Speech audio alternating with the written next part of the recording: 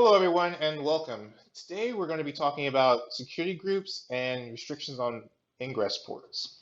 So, one of the common tenets of information security is the idea of least access and having a strong perimeter for your network. Now, as we all know, security groups serve as a kind of firewall within AWS, especially when we're talking about services like EC2. Now, what we're going to do today is we're going to talk about some common ports. We're also going to be talking about IPv4, IPv6, and how they interact with security groups. And we're going to go and kind of see how we can audit as well as fix identified areas where we have unrestricted access to a specific port. Now, when you first log into AWS, you're going to be presented with the screen that you see right now. And this is your kind of your main management console. You're going to click on EC2 over here on the left. Then you're going to scroll down to security groups. Now, when you click on security groups, what this does is it shows you all the security groups that you have. It also gives you some other important information like who's the owner of the security group, a description of what the security group is for, what VPC it's attached to, and obviously the name and the security group ID. Now, for this specific demo, we're going to click on this unrestricted inbound access security group. Now, what we're going to do is we're going to go through some common ports that are out there that are in use. We're also going to be talking about IPv4 versus IPv6 in the context of security groups and how you can fix identify unrestricted access. So let's go and look at this security group. So we're going to be looking at the inbound rules. So we're going to click on Edit Inbound Rules. And we're displayed here with a couple different pieces of information that are going to be important in our discussion. We're displayed with the type. Now, within security groups, you can specify different types of connections as well as a custom TCP or UDP connection. You're also given the protocol type, the port range, the source, and the description of basically the rule that's there.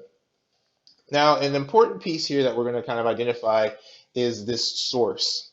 Now, when we talk about unrestricted access, what we're basically saying is that anyone on the internet can access this report if it's unrestricted.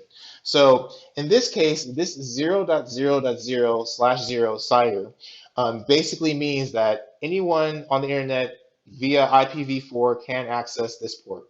In this specific case, we're going to be talking about 1433, which is commonly used for MS SQL. Now, if you see this, this means that anyone on the internet can hit your SQL port. If you've ever looked at logs sometimes on a specific server or things like that, you'll usually see a lot of people doing what's called port scanning.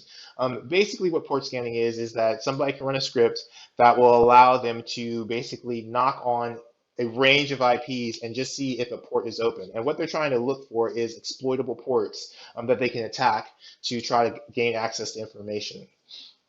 So for this specific rule, this will allow anyone to knock on your MS SQL port, which is a bad thing because if you're using MS SQL as a data store, you really don't want attackers to be able to hit that port. So at minimum, you want to restrict access. So how are we going to do that? So we're going to basically delete this 0.0.0 and we're going to put a new CIDR in. So we're going to restrict it down to a specific IP. So we're going to use 4.2.2.1. We're going to do a /32. So that's going to restrict down access to this port. Now, it's really important to note that you can create different CIDRs and different ranges of IPs that can have access. So based on your specific needs, you can put whatever IP range that you want to have access to that port in this box, and that will allow you to restrict access down to a specific CIDR range. So we're going to continue on and go through some other common ports that are in use. So 27018. This is a common port for MongoDB. And something important I want to point out here is this CIDR range right here. So inside of security groups, you can use security group rules for both IPv6 and IPv4. Now, when you see it nomenclature like this means that you're going to have all access from IPv6. So you really do have to think about what you're granting access to. Now, a good thing about security group rules is that they're explicit. So You have to explicitly allow access, and by default, unless you have a rule that says allow all for everything, which you never want to do, um, it will automatically drop the traffic. So unless you're specifically allowing it or there's a rule that's allowing all, you're going to specifically drop that traffic. So in this case, we create a rule that's going to allow all access on IPv6 to MongoDB. So we're going to want to take that rule out and we're going to want to put a specific range in to allow access for MongoDB. So going on and kind of continuing through and talking about some other common ports that you want to look out for in your security group rules to make sure that they have restricted access. We have 5432, which is commonly used for PostgreSQL. We have 7199, which is a Cassandra port. We have 2483, which is Oracle. We have 11211, which is Memcache. We have 3389, which is RDP. We have 1521, which is Oracle. We have 8888, which is Cassandra. We have 22, which is SSH. We have 6379,